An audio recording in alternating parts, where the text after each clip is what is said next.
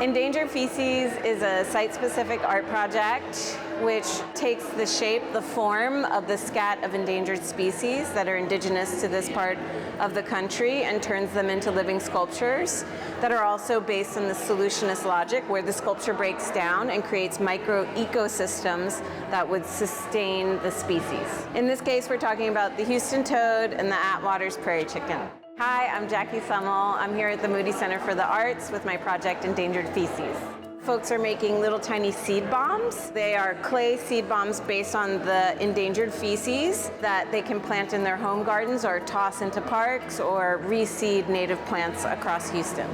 Next, we'll go see the sculptures, which are out by the Harris Gully and are already starting to sprout. Sometimes there's not a very clear connection between environmentalism and art, and I really feel like art has a huge part to play in connecting people to nature and to the environment.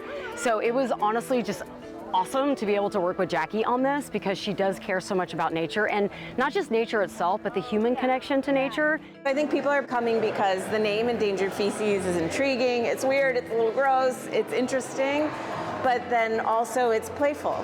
It's a really great way to engage people in a conversation about these organisms that still truly need our help. And I think, any way we can raise awareness about this and make people kind of think outside themselves and think about our neighbors, which are, the plants and animals that surround us. We can't save the environment just by doing science. It's just not possible. We need to engage people in other mechanisms, and art is absolutely one of those ways to do it.